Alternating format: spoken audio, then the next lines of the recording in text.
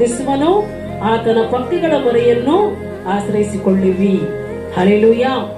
ದೇವರು ಬೇಟೆಗಾರನ ಬಲೆಯಿಂದಲೂ ಅಂದ್ರೆ ಸೈತಾನನು ನಮಗೆ ಹಾಕುವಂತ ಎಲ್ಲಾ ವಂಚನೆಗಳಿಂದ, ಮನುಷ್ಯರ ಮೂಲಕವಾಗಿ ಬರುವಂತ ವಂಚನೆಗಳಿಂದ ದೇವರು ಏನ್ ಮಾಡ್ತಾನಂತೆ ನಮ್ಮನ್ನ ತಪ್ಪಿಸ್ತಾನೆ. ಹಲ್ಲೆಲೂಯ. ದೇವರು ನಮ್ಮನ್ನ ತಪ್ಪಿಸಬೇಕು, ಬೇಟೆಗಾರನ ಬಲೆಯಿಂದ ಬಿಡಿಸಬೇಕಂದ್ರೆ ನಾವು ಯಾರನ್ನ ಮೊರೆಹೊಕ್ಕಿರುವವರಾಗಿರ್ಬೇಕು? ದೇವರನ್ನ ಮೊರೆಹೊಕ್ಕಿರುವವರಾಗಿರ್ಬೇಕು. ದೇವರ ಆಶ್ರಯದಲ್ಲಿ ನಾವು ಇರುವಾಗ ದೇವರು ಕೊಡುವಂತ ಆಶೀರ್ವಾದ ನಮಗೆ ನೇರವಾಗಿ ಬರುತ್ತದೆ ಪ್ರಿಯರೇ. ಹಲ್ಲೆಲೂಯ. ಆತನು ನಿನ್ನನ್ನು ತನ್ನ ರೆಕ್ಕೆಗಳಿಂದ ಒದಿಸುವನು. ಅಂದ್ರೆ ನಮಗೆ ವಿರೋಧವಾಗಿ ಎದ್ದೇಳುವಂತ ಎಲ್ಲಾ ಶೋಧನೆಗಳಿಂದ ದೇವ್ರು ಏನ್ ಮಾಡ್ತಾನಂತೆ? ತನ್ನ ರೆಕ್ಕೆಗಳಿಂದ ಒದಿಸ್ತಾನೆ. ನಾವು ನಿಮ್ಗೆ ಅರ್ಥವಾಗೋ ರೀತಿಗೆ ಹೇಳ್ಬೇಕಂದ್ರೆ, ಕೋಳಿ ಯಾರ ಮನೆಗದವ? ಯಾರ ಮನೆಗಿಲ್ಲ?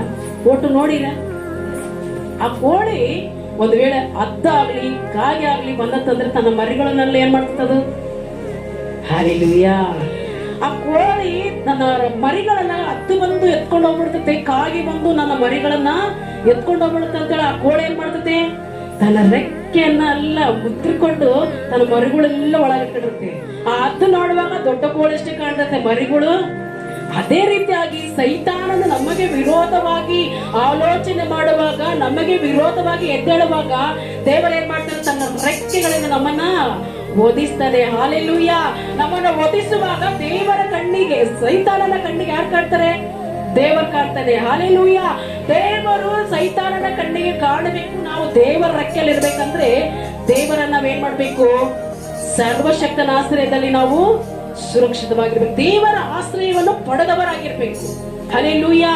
ಅದೇ ರೀತಿಯಾಗಿ ಆತನ ಸತ್ಯತೆಯು ನಿನಗೆ ಕೇಟೆಯು ಗುರಾಣಿಯಾಗಿದೆ. ಆತನ ಸತ್ಯತೆಯು ನಾವು ಯಾವಾಗ್ಲೂ ಕೇಡಿನಿಂದ ಬಿಡಿಸಿ, ವಿಪತ್ತುಗಳಿಂದ ಬಿಡಿಸಿ, ಹಾನಿಕರವಾದ ಮಧ್ಯಾಹ್ನದ ಕೇಡಿಗೂ ನಮ್ಮನ್ನ ಗುರಿ ಮಾಡದಂತೆ ದೇವರು ಏನ್ ಮಾಡ್ತಾನೆ? ಬಿಡಿಸಿ ಕಾಪಾಡ್ತಾನೆ. ಹಲ್ಲೆಲೂಯ. ದೇವರು ನಮ್ಮನ್ನ ಬಿಡಿಸಿ ಕಾಪಾಡ್ಬೇಕಂದ್ರೆ ನಾವು ದೇವರ ಆಶ್ರಯದಲ್ಲಿ ಇರಬೇಕು. ಹಲ್ಲೆಲೂಯ. ದೇವರ ಆಶ್ರಯದಲ್ಲಿ ನಾವು ದೇವರನ್ನೇ ಎದುರು ನೋಡುತ್ತಾ ಇರುವಾಗ ದೇವರು ಎಲ್ಲಾ ಕೀಡುಗಳಿಂದ ನಮ್ಮನ್ನ ಬಿಡಿಸ್ತಾನೆ ಪ್ರಿಯರೇ. ಹಲ್ಲೆಲೂಯ. ಮಧ್ಯಾಹ್ನ ಅಂದ್ರೆ ಇವಾಗ ಟೈಮ್ ಅಷ್ಟು 12 ಗಂಟೆ ಆಗತ್ತೆ ಅನ್ಕೋ, ಹೊರಕ್ಕೆ ಹೋಗುತ್ತೆ ಭಯಪಡ್ತಾರೆ. ಇವತ್ತು ಮಧ್ಯಾಹ್ನಪ್ಪ ಇಷ್ಟು ಬಿಸಿಲೈತೆ ಹೋಗ್ಬಾರ್ದಂತ. ಆದ್ರೆ ದೇವರ ನಂಬಿದ ಮಕ್ಕಳಿಗೆ ದೇವರು ತನ್ನ ಜೊತೆಗಿದ್ದು ನಡೆಸ್ತಾನಂತೆ. ಹಲ್ಲೆಲೂಯ. ಅದು ಮಧ್ಯಾಹ್ನ ಆಗಿರ್ಬೋದು, ರಾತ್ರಿ ಆಗಿರ್ಬೋದು, ಯಾವುದೇ ಸಮಯದಲ್ಲಿ ಆಗಿರ್ಬೋದು, ದೇವರು ಏನ್ ಮಾಡ್ತಾನೆ? ನಾವು ಫರಫರನ ಯಾವಾಗಾದ್ರೂ ಮೊರೆ ಹೋಗ್ತಿರ್ತೇವೋ ಆತನ ಆಶ್ರಯದಲ್ಲಿ ದೇವರು ನಮ್ಮನ್ನ ಏನ್ ಮಾಡ್ತಾನಂತೆ? ಸುರಕ್ಷಿತವಾಗಿರ್ತಾನಂತೆ. ಹಲ್ಲೆಲೂಯ. ದೇವರ ಆಶ್ರಯದಲ್ಲಿ ನಾವು ಇರುವವರಾಗಿರ್ಬೇಕು. ಆಮೇಲೆ ಅದಕ್ಕಾಗಿ ದೇವರ ವಾಕ್ಯ 10ನೇ ವಚನದಲ್ಲಿ ಹೇಳ್ತದೆ, ಯಾವ ಕೇಡು ನನಗೆ ಸಂಭವಿಸುವುದು, ಉಪದ್ರವವು ನಿನ್ನ ಗುಡಾರದ ಸಮೀಪಕ್ಕೂ ಬಾರದು. ಹಲ್ಲೆಲೂಯ. ದೇವರ ಆಶ್ರಯದಲ್ಲಿ ನಾವು ಯಾವಾಗಾದ್ರೂ ಇರ್ತೇವೋ ನಮ್ಮ ಮನೆಗಳಿಗೆ ಕೂಡ ಯಾವ ಕೇಡು ಬರೋದಿಲ್ಲಂತೆ. ಹಲ್ಲೆಲೂಯ. ತನ್ನ ದೂತರನ್ನಿಟ್ಟು ದೇವರು ಕಾಪಾಡ್ತಾನಂತೆ. ತನ್ನ ದೂತರನ್ನ ದೇವರು ನಮ್ಮ ಮನೆಗಳಿಗೆ ಇಟ್ಟು ಕಾಪಾಡ್ಬೇಕಂದ್ರೆ ನಾವು ಭಾನುವಾರ ಪ್ರತಿಯೊಂದು ಪ್ರಾರ್ಥನೆಯಲ್ಲಿ ದೇವರ ಆಶ್ರಯದಲ್ಲಿ ಇರಬೇಕು. ಹಲ್ಲೆಲೂಯ. ಅದೇ ಕೆಳಗಿನ ವಚನದಲ್ಲಿ, ನೀನು ಹೋಗುವಾಗಲೆಲ್ಲ ನಿನ್ನನ್ನು ಕಾಯುವುದಕ್ಕೆ ಆತನು ನಿನ್ನ ವಿಷಯವಾಗಿ ತನ್ನ ದೂತರಿಗೆ ಅಪ್ಪಣೆ ಕೊಡ್ತಾನಂತೆ. ಹಲ್ಲೆಲೂಯ. ನಾವು ಹೋಗುವಂತ ಪ್ರತಿ ಮಾರ್ಗಗಳ ದೇವರು ಏನ್ ಮಾಡ್ತಾನೆ? ತನ್ನ ದೂತರಿಗೆ ಅಪ್ಪಣೆ ಕೊಡ್ತಾನೆ. ದೇವದೂತರಿಂದ ನಮ್ಮ ಮಕ್ಕಳು ಇಂಥ ಜಾಗಕ್ಕೆ ಹೋಗ್ತಾ ಇದ್ದಾರೆ, ಅವರನ್ನು ನೀನ್ ಏನ್ ಮಾಡು? ಕಾಪಾಡು. ಹಲ್ಲೆಲೂಯ. ಮಾರ್ಗಗಳಲ್ಲಿ ಯಾವ ಕೀಡು ಆಪತ್ತು ಆಗದಂತೆ, ಯಾವ ಹಾನಿಯು ಸೈತಾನ ಅವರಿಗೆ ಕೀಡು ಮಾಡದಂತೆ ದೇವದೂತರಿಗೆ ದೇವರು ಏನ್ ಮಾಡ್ತಾನೆ? ಅಪ್ಪಣೆ ಕೊಡ್ತಾನೆ. ಹಲ್ಲೆಲೂಯ. ದೇವರು ನಮ್ಮ ಮೂಲಕವಾಗಿ ಅಪ್ಪಣೆ ಕೊಡಬೇಕಂದ್ರೆ ನಾವು ದೇವರ ಆಶ್ರಯದಲ್ಲಿ ಇರ್ಬೇಕು. ಆಮೇಲೆ ಯಾಕೆ ಪಾಸ್ಟರ್ ಪದೇ ಪದೇ ಆಶ್ರಯದಲ್ಲಿ ಇರ್ಬೇಕಂತ ಹೇಳ್ತಾರೆ? ಇವಾಗ ನಾವಿಲ್ಲ ಇದ್ದೀರಿ, ಆದ್ರೂ ಕೂಡ ಇನ್ನೂ ಬರುವಂತ ದಿನಗಳು ಒಳ್ಳೆವಲ್ಲ, ಇನ್ನೂ ಬರುವಂತ ಪರಿಸ್ಥಿತಿಗಳು ಒಳ್ಳೆವಲ್ಲ, ಮುಂದೆ ಬರುವಂತ ಅನಾರೋಗ್ಯಗಳು ಒಳ್ಳೆವಲ್ಲ. ಅವೆಲ್ಲಗಳಿಂದ ತಪ್ಪಿಸ್ಕೋಬೇಕಂದ್ರೆ ಇವತ್ತಿನಿಂದ ನಾವು ದೇವರ ಆಶ್ರಯದಲ್ಲಿ ಇರಬೇಕು ಪ್ರಿಯರೇ. ಹಲ್ಲೆಲೂಯ. ಪ್ರತಿಯೊಂದು ವಿಷಯದಲ್ಲಿ ನಾವು ಎಚ್ಚರ ಪಡಿಸ್ಕೋಬೇಕು. ಬಂದಷ್ಟು ಪ್ರಾರ್ಥನೆ ಮಾಡ್ಕೋಬೇಕು. ನಿನ್ನ ಕೈಲಾಗಿಲ್ಲ ಅಂದ್ರೆ ಸೇಫ್ಟಿ ತಿಳಿಸ್ಬೇಕು. ಆಮೇಲೆ ಹಲ್ಲೆಲೂಯ. ನೀನ್ ಏನು ಪ್ರಾರ್ಥನೆ ಮಾಡ್ಕೊಂಡು ನಾನು ಪಾಸ್ಟ್ಗೆ ಹೇಳ್ಬಿಟ್ಟಿನಿ, ಪಾಸ್ಟ್ ಎಲ್ಲ ನೋಡ್ಕೊಂತಾರೆ. ನೀನ್ ಮಾಡಿಲ್ಲ ಹಸುವಾದ್ರೆ ನಾನು ಊಟ ಮಾಡಿ ನಾನು ಹೊಟ್ಟೆ ತುಂಬ್ಕೊಳ್ತೇನೆ. ನಿನಗೇನು ತುಂಬ್ತತೆ? ನೀನು ಕೂಡ ಊಟ ಮಾಡಿದ್ರೆ ನಿನಗೆ ಕೂಡ ಸೇವಕರ ಪ್ರಾರ್ಥನೆ ಕೂಡ ಸ್ವಸ್ಥತೆ ಬರ್ತದೆ, ಆದ್ರೆ ಸ್ವಲ್ಪ. ಅದು ನೀನು ಕೂಡ ಊಟ ಮಾಡಿ ನಿನಗೆ ತೃಪ್ತಿ. ಅದಕ್ಕಾಗಿ ಸೇವಕರು ಮಾಡುವಂತ ಪ್ರಾರ್ಥನೆ, ನೀವು ಮಾಡುವಂತ ಪ್ರಾರ್ಥನೆ, ಇಬ್ಬರ ಪ್ರಾರ್ಥನೆ ಕೇಳಿ ದೇವರು ಏನ್ ಮಾಡ್ತಾನೆ? ಗುಣಪಡಿಸ್ತಾನೆ. ಹಲ್ಲೆಲೂಯಾ. ನಮ್ಮನ್ನು ಯಾವ ಕೀಡಿಗೆ ಬಿಡದಂತ ದೇವರು ಏನ್ ಮಾಡ್ತಾನೆ? ತಪ್ಪಿಸ್ತಾನೆ. 14ನೇ ವಚನದಲ್ಲಿ ದೇವರಿಗೆ ಹೇಳ್ತದಾನೆ, ಅವನು ನನ್ನಲ್ಲಿ ಆಸಕ್ತನಾಗಿರುವುದರಿಂದ ಅವನನ್ನು ಏನ್ ಮಾಡ್ತಾನಂತೆ? ರಕ್ಷಿಸ್ತಾನೆ. ಹಲ್ಲೆಲೂಯಾ. ಆಸಕ್ತಿ ಅಂದ್ರೆ ಏನು? ದೇವರು ನನಗೋಸ್ಕರ ಇವತ್ತು ಬಂದಿದ್ದಾನೆ. ಆಸಕ್ತಿಯಿಂದ ಏನಾದ್ರೂ ನಾವು ಇವತ್ತು ಒಂದು ಹೊಸದು ಏನಾದ್ರು ಕೊಡ್ಕೋಬೇಕಂದ್ರೆ ಎಷ್ಟು ಆಸಕ್ತಿ ನಿರ್ಲಕ್ಷ್ಯವಾಗಿರ್ತೀವ. ಇವತ್ತು ನಾನು ತಗೋತೀನಪ್ಪ ಅಂತ ಬಾಧೆಯಿಂದ ಇರ್ತೀವ. ನಮ್ಗೆ ಎಷ್ಟು ಖುಷಿ ಆಗ್ತಿತ್ತು.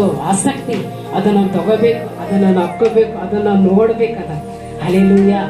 ನಾವು ವಸ್ತುಗಳ ಮೂಲಕವಾಗಿ ಎಷ್ಟು ಆಸಕ್ತಿ ತೋರಿಸ್ತೇವೋ, ದೇವರ ಮೂಲಕವಾಗಿ ನಾವು ಇನ್ನೆಷ್ಟು ಆಸಕ್ತಿ ತೋರಿಸ್ಬೇಕ್ರಿ. ಹಲ್ಲೆಲೂಯಾ. ಅವೆಲ್ಲ ಮಾಡಿದ್ದು ದೇವರೇ. ಇದನ್ನ ಮಕ್ಕಳರ ಬಟ್ಟೆ ಮಾಡಿದ ದೇವರೇ, ಬಂಗಾರ ಮಾಡಿದ ದೇವರೇ, ಪ್ರತಿಯೊಂದು ದೇವರೇ ಮಾಡಿದ್ದಾನೆ. ಅದನ್ನ ಮೊದಲನೇ ಸ್ಥಾನ ಯಾರಿಗೆ ಕೊಡ್ಬೇಕು? ದೇವರಿಗೆ ಕೊಡ್ಬೇಕು. ದೇವರಲ್ಲಿ ನಾವು ಯಾವಾಗಾದ್ರೂ ಆಸಕ್ತರಾಗಿರ್ತೀವಿ, ಅವಾಗ ಏನ್ ಮಾಡ್ತಾನೆ? ದೇವರು ನಮ್ಮನ್ನ ರಕ್ಷಿಸ್ತಾನೆ. ಮತ್ತೆ ಕೆಳಗಿನ ವಚನದಲ್ಲಿ ದೇವರ ಈ ರೀತಿಯಾಗಿ ಮಾತಾಡ್ತಿದ್ದಾನೆ, ನನ್ನ ನಾಮವನ್ನು ಅರಿತವನಾಗಿ ಇರುವುದರಿಂದ ಅವನನ್ನು ಏನ್ ಮಾಡ್ತಾನಂತೆ? ಉದ್ಧಾರ ಮಾಡ್ತಾನಂತೆ. ಹಲ್ಲೆಲೂಯಾ. ನಾವು ಉದ್ಧಾರವಾಗಿರ್ಬೇಕು, ಅನೇಕರಿಗೆ ಆಶೀರ್ವಾದಕರವಾಗಿರ್ಬೇಕಂದ್ರೆ ನಾವು ದೇವರ ಮಾತುಗಳನ್ನ ಅರಿತವರಾಗಿರ್ಬೇಕು. ಹಲ್ಲೆಲೂಯಾ. ಹಲ್ಲೆಲೂಯಾ. ಪ್ರತಿಯೊಂದು ಪ್ರಾರ್ಥನೆಗೆ ಭಾಗವಹಿಸ್ಬೇಕು. ಒಂದು ವಾರ ಆಗಿಲ್ಲ ಅಂದ್ರೆ ಇನ್ನೂ ಒಂದು ವಾರ ಕೂಡ ಭಾಗವಹಿಸ್ಬೇಕು. ಆ ಸೇವಕರು ಎಷ್ಟು ವಿಷಯಗಳನ್ನ ತಿಳಿಸಿದ್ರು ಗೊತ್ತಾ? ಮನುಷ್ಯನ ಆತ್ಮವು ದೇವರಾತ್ಮಕ್ಕೆ ಸೇರಿಸಿ ಏನಾಗಬೇಕಂತೆ? ಒಂದು ಮಾಡ್ಬೇಕಂತೆ. ಹಲ್ಲೆಲೂಯಾ. ಎಷ್ಟು ವಿಷಯಗಳು ಹೇಳಿದ್ರಲ್ಲ ಅವತ್ತು. ಬಂದಿರೋರು ಧನ್ಯರು, ಬರ್ದಂಗಿರೋರು ಅವ್ರು ಮತ್ತೆ ಬಂದ ಆ ಮಾತು ಹೇಳ್ತಾರಿಲ್ಲ ಗೊತ್ತಿಲ್ಲ. ಯಾಕಂದ್ರೆ ದೇವರು ಯಾವತ್ತು ಯಾರಿಗೆ ಏನ್ ತಿಳಿಸ್ತಾನೋ ಅವತ್ತೇ ಅದನ್ನ ಮಾತಾಡ್ತಾರೆ. ಆದ್ರೆ ನಾವು ದೇವ ಸೇವಕರು ಬೇರೆ ಕಡೆಯಿಂದ ಬರ್ತಾರಂದ್ರೆ ಪ್ರತಿಯೊಬ್ಬರು ಏನೇ ಕೆಲಸ ಇರ್ಲಿ ಹಾಜರಾಗ್ಬೇಕು. ಹಲ್ಲೆಲೂಯಾ. ಆ ಒಂದು ಪ್ರಾರ್ಥನೆಯನ್ನು ದೇವರು ನಿನಗೇನು ಆಶೀರ್ವಾದ ಕೊಡ್ಬೇಕಂತ ಇಟ್ಟಿರ್ತಾನೋ, ಆಶೀರ್ವಾದ ಮಿಸ್ ಆದ್ರೆ ಮತ್ತೆ ಬರ್ತದಾ? ಬರೋದಿಲ್ಲ. ಅದಕ್ಕಾಗಿ ನಮ್ಮ ಸಭೆಯಲ್ಲಿ ಯಾವ ಪ್ರಾರ್ಥನೆ ಇದ್ರು ನಾವ್ ಏನಾಗ್ಬೇಕಂತೆ? ಆಸಕ್ತಿ ಉಳ್ಳವರಾಗಿರುವಾಗ ದೇವರು ನಮ್ಮನ್ನ ಏನ್ ಮಾಡ್ತಾನೆ? ರಕ್ಷಿಸ್ತಾನೆ. ಅವನು ನನಗೆ ಮೊರೆ ಇಡುವಾಗ ಸದುತ್ತರವನ್ನು ದಯಪಾಲಿಸುವೆನು. ದೇವರಿಗೆ ನಾವು ಮೊರೆ ಇಡುವಾಗ ನಮಗಿಂತ ಪರಿಸ್ಥಿತಿ ಇದೆ ಪ್ರಭುವ, ನನಗಿಂತ ಕಷ್ಟ ಐತಪ್ಪ ಅಂತೇಳಿ ನಾವು ದೇವರನ್ನ ಕೇಳುವಾಗ ದೇವ್ರು ಸುಳ್ಳಿರ್ತಾನ? ಸದುತ್ತರ ಕೊಡ್ತಾನಂತೆ. ಹಲ್ಲೆಲೂಯಾ. ನಮ್ಮೆಲ್ಲರಿಗೂ ದಿನ ಎಲ್ಲಾ ಒಂದು ಪರಿಸ್ಥಿತಿಗಳಿಂದ ಬಿಡಿಸಿದಾನೆ ದೇವರು. ಉತ್ತರ ಕೊಟ್ಟಿಲ್ಲವಾ? ಆರೋಗ್ಯ ಕೊಟ್ಟಿಲ್ಲವಾ? ಪ್ರತಿಯೊಬ್ಬರಿಗೆ ದೇವರ ಆರೋಗ್ಯ, ಆಶೀರ್ವಾದ, ಕೃಪೆ ಕೊಟ್ಟಿದ್ದಾನೆ. ಅದೇ ಇಕ್ಕಟ್ಟಿನಲ್ಲಿ ಹತ್ತಿರ ಬಿದ್ದು ನಮ್ಮನ್ನ ಏನ್ ಮಾಡ್ತಾನಂತೆ? ತಪ್ಪಿಸಿ ಘನಪಡಿಸ್ತಾನಂತೆ. ಹಲ್ಲೆಲೂಯಾ.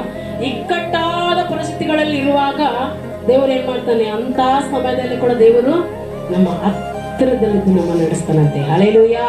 ನಮ್ಮ ಹತ್ತಿರದಲ್ಲಿ ದೇವರು ಇರ್ತಾನಂತೆ. ನಮ್ಮ ಬಂಧು ಬಳಗದವರು ಒಂದು ಸಾರಿ ಇರ್ಬೋದು, ಇರ್ಬೋದು. ಆದ್ರೆ ದೇವರು ಪ್ರತಿ ಕ್ಷಣ, ಪ್ರತಿ ದಿನ, ಪ್ರತಿ ನಿಮಿಷ ನಿನ್ನ ಬಲಗಡೆಯಲ್ಲಿ ಹೆಂಗಿರ್ತಾನಂತ ತನ್ನ ನೆರಳಿನಂತಿರ್ತಾನಂತೆ. ಹಲ್ಲೆಲೂಯಾ. ಅದ ಕೆಳಗಿನ 14ನೇ ವಚನದ ದೀರ್ಘಾಯುಷ್ಯವನ್ನು ಅನುಗ್ರಹಿಸಿ ಅವನನ್ನು ತೃಪ್ತಿಪಡಿಸುವನು, ವಿಶೇಷವಾದ ರಕ್ಷಣೆಯನ್ನು ತೋರಿಸುವನು. ಹಲ್ಲೆಲೂಯಾ. ದೀರ್ಘಾಯುಷ್ಯ ನಮಗೆ ಬೇಕಂದ್ರೆ ನಾವೇನ್ ಮಾಡ್ಬೇಕು? ದೇವರ ಆಶ್ರಯದಲ್ಲಿ ಇರ್ಬೇಕು. ಹಲ್ಲೆಲೂಯಾ. ದೀರ್ಘಾಯುಷ್ಯ ಅಂದ್ರೆ ನಮ್ಮ ಆಯುಷ್ಯವನ್ನು ಹೆಚ್ಚಿಸೋದು ಯಾರು? ದೇವರು. ಹಲ್ಲೆಲೂಯಾ. ಸೈತಾನನು ಏನೋ ಒಂದು ಅನಾರೋಗ್ಯ ತಂದಾಕಿದ್ರೆ ಆಯುಷ್ಯ ಏನಾಗ್ತದೆ? ಕಡಿಮೆ ಆಗ್ತದೆ. ಏನೋ ಒಂದು ಬಲಹೀನತೆಯಿಂದ, ಏನೋ ಒಂದು ಅನಾರೋಗ್ಯದಿಂದ ನಮ್ಮ ಆಯುಸ್ಸು ಸೈತಾನ ಕಡಿಮೆ ಮಾಡಕ್ ಬಿಡ್ತಾನೆ. ಆದ್ರೆ ದೇವರ ಆಶ್ರಯದಲ್ಲಿ ಇರುವಂತ ನಮಗೆ ಏನ್ ಮಾಡ್ತಾನೆ? ನಮ್ಮ ಆಯುಷ್ಯನ್ನ ಹೆಚ್ಚಿಸ್ತಾನಂತೆ. ಹಲ್ಲೆಲೂಯಾ.